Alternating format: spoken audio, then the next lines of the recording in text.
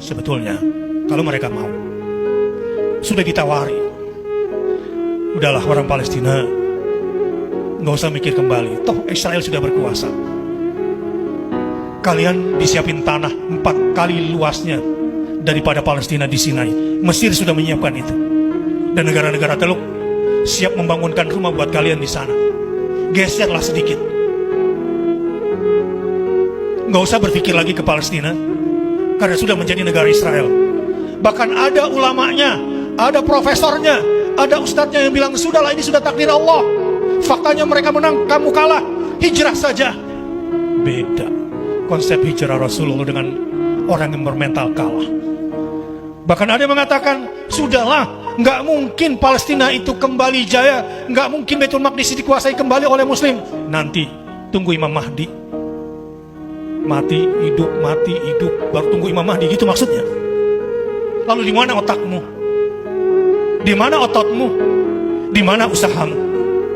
Seandainya Indonesia dulu, para sultan, para raja, para mujahid, para ulama berpikirnya seperti itu, tidak akan ada negara besar ini. Kenapa negara besar ini ada? Karena mereka masih berpegang, tidak akan bergeser, tidak akan mau direlokasi, tidak akan mau atas nama investasi. Dia usir dari negeri sendiri. Cuma satu pilihannya, merdeka atau mati. Kekuatan kecil inilah yang terlihat di sana. Mayoritas dunia Islam nggak perhatian. Banyak orang Indonesia bilang begini, udahlah ngapain ngurusin konflik Palestina Israel, gitu bahasanya. Ngapain ngurusin konflik Palestina Israel, kita aja lagi susah. Orang seperti ini biasanya begini cara beragamanya. Udahlah, sholat aja, ibadah aja, detik, yang penting masuk surga. Islam gak bisa maju sama orang seperti ini. Dan orang seperti ini bukan muslim menurut kacamata Islam. Dia hanya simpatisan Islam. Man lam yahtamma bi amril muslimina falaysa minhum, begitu kata Rasulullah SAW. Prinsip dasar kemasyarakatan sosial Islam adalah barang siapa yang tidak memikirkan urusan umat Islam, maka dia bukan umat Islam, hanya simpatisan umat Islam. Dan Islam tidak bisa maju dengan muslim seperti itu. Dan orang seperti itu tidak berguna untuk Islam. Prinsip-prinsip sederhana ini yang terjadi sabab mereka. Buat apa kami punya negara 4 kali lipat daripada negara kami yang sekarang, kalau kami tidak bisa kembali ke negeri kami sendiri? Buat apa kami punya Palestina tapi tidak bisa menguasai Baitul Maqdis, Al-Quds atau Jerusalem? Buat apa punya Jerusalem tapi kami tidak menguasai Al-Aqsa? Dan buat apa menguasai Al-Aqsa tapi tidak boleh tinggal di sekitar Al-Aqsa? Itu yang membuat mereka bertahan, dan itu harga mati. Sampai Allah datangkan pertolongannya, dan kekuatan kecil itu mendobrak pertahanan Al-Ankabut. Fa inna awhanal buyuti la baitul ankabut. Pertahanan sarang laba-laba.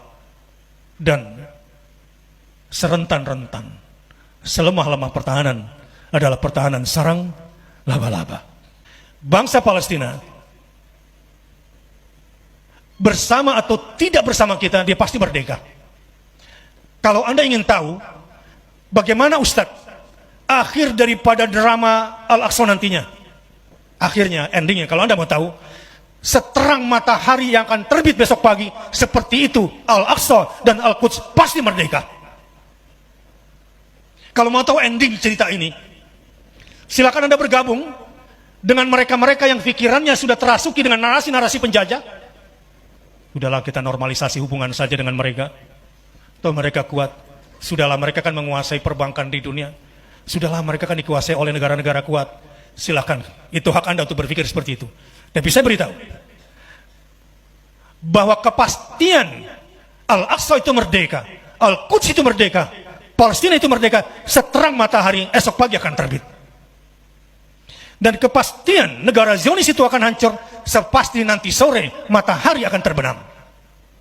Janji Allah di surah Al-Isra ayat 4-7 tadi itu sudah jelas. Karena apa? Karena bumi ini hanya diwariskan untuk hamba-hambanya yang saleh.